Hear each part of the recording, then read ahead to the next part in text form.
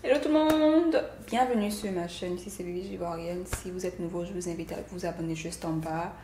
Cliquez sur la cloche pour ne manquer aucune de mes vidéos. Donc sans plus tarder, on y va.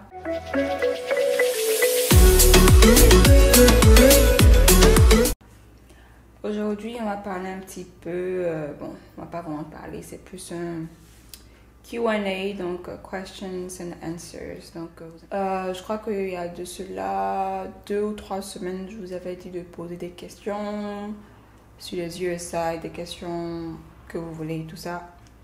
Donc là, c'est le jour J, je vais reprendre au maximum de vos questions. Et sans plus tarder, on y va. Je vais voir, commencer sur YouTube parce qu'il y avait YouTube et il y avait Instagram aussi. Salut la jolie, comment faire pour inscrire dans une université américaine? Comment faire pour s'inscrire, tu veux dire? Ok. Bon, pour ça, j'ai fait une vidéo. Donc, j'ai une vidéo sur un tutoriel, étape par étape, comment s'inscrire. Donc, je vais peut-être mettre la vidéo quelque part en lien, puis vous pouvez aller regarder. Deuxième question. Salut, ma question est, est-ce qu'il arrive un jour, vos questions vraiment, est-ce que s'il arrive un jour, je suis sélectionnée, mais la grande, ok, je vais essayer de deviner ce que vous dites. Ok, s'il arrive un jour que je suis sélectionnée, mais le grand souci, je n'ai pas de famille d'accueil, comment faire? Bon, si tu es sélectionné, que tu n'as pas de famille d'accueil, que faire? Ben déjà, c'est à toi de chercher un sponsor. Et voilà, si tu connais quelqu'un qui connaît quelqu'un, c'est la même chose que je dis tout le temps. Donc, je vais redire encore.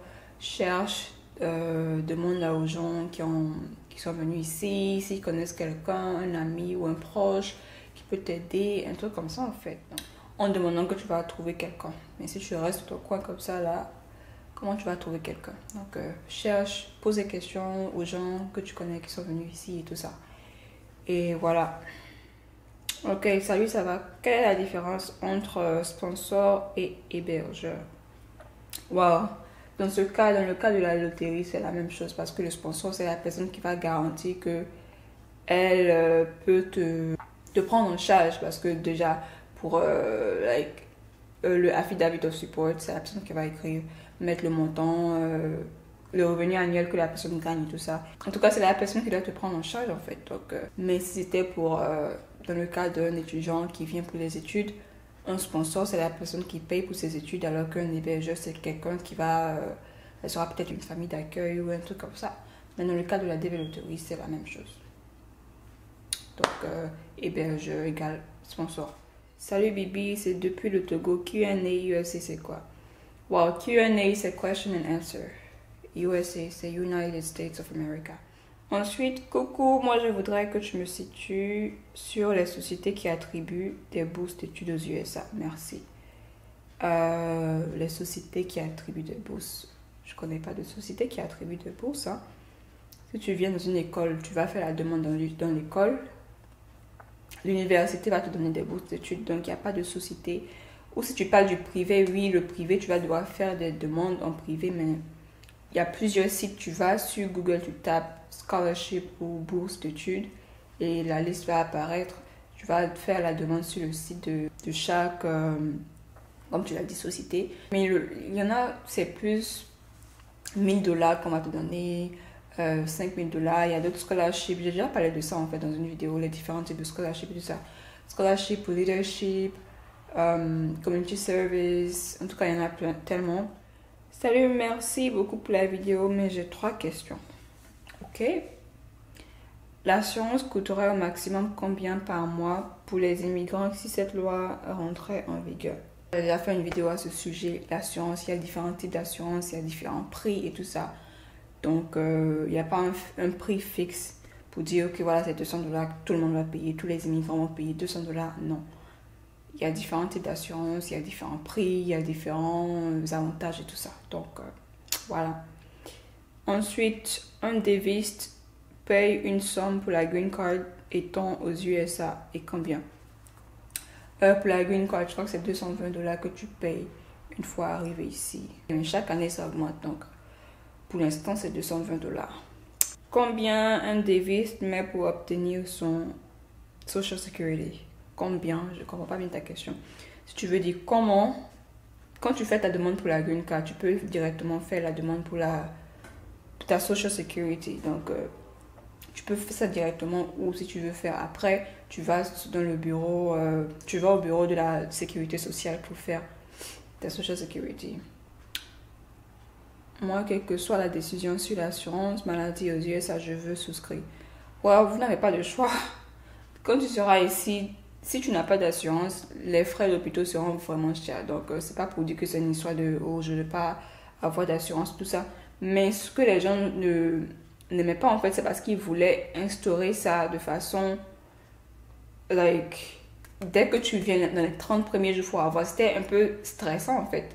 Vous voyez un peu. Alors que, mais bien sûr que quand tu seras ici, il faut avoir une assurance maladie. Donc, c'est la différence. C'était soit tu l'as directement ou soit tu viens, tu as un peu le temps de travail, de faire un peu d'argent pour te prendre une assurance. Dans les deux cas, tu auras besoin d'une assurance maladie. Donc, c'est pas une question de dire oui, j'aurais besoin d'une assurance ou pas. Donc, c'est obligé. Salut, comment allez-vous? Moi, bien, ok. Ma question est la suivante. C'est concernant le casier judiciaire pour les personnes qui sont hors de leur pays d'origine. Est-ce qu'on peut faire après la proclamation des résultats où la date aussi est importante? Merci beaucoup, excellente journée. Je comprends pas la question, moi. Bon, je comprends pas bien la question. Donc, si tu te reconnais, il faut reposer ta question parce que là, c'est ambigu, je comprends pas. Ok, question suivante. 250 000 $ pour 5 ans, c'est possible. Qu'est-ce qui est possible? 250 000 $ pour 5 ans, c'est possible. Je sais pas, tu parles de quoi? Donc, je vais aller à la question suivante. Quels sont les pays de l'Afrique centrale qui n'ont pas besoin de sponsors pour la développerie? Tout le monde a besoin de sponsors maintenant, à ce qu'il paraît. Donc, voilà. Que tu sois célibataire ou pas, il faut avoir un sponsor. Ensuite, salut, ma question est la suivante. Est-ce qu'il y a d'autres moyens pour obtenir le visa américain? Merci beaucoup. Pour obtenir le visa américain, quel visa américain? Déjà, il faut savoir qu'il y a beaucoup de types de visas américains. Il y a le visa touriste, il y a le visa étudiant, il y a le visa business, il y a le visa... il y a tellement de types de visas. Donc, tu me dis... C'est quoi ta question déjà? Est-ce d'autres moyens pour obtenir le visa? D'autres moyens? Quel autre moyen? Tu vas à l'ambassade pour obtenir le visa, c'est le seul moyen. C'est la réponse à ta question, j'espère. Bonjour, ma question est si on n'est pas bon en anglais, si on n'est pas bon en anglais, est-on obligé de faire une année entière à apprendre la langue?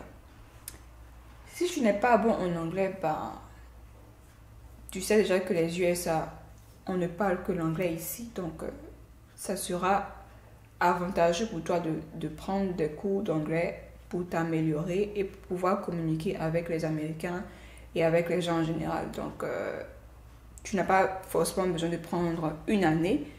Ça dépend de toi. Si tu apprends rapidement, tu peux prendre un semestre d'anglais et en fonction de, je sais pas moi, de ta capacité à retenir ou à t'adapter et tout ça, tu pourras soit prendre un semestre ou 2 semestres et ça sera tout pour toi. Donc, tu n'as pas forcément besoin de prendre une année dès que tu arrives. Donc, c'est en fonction de toi.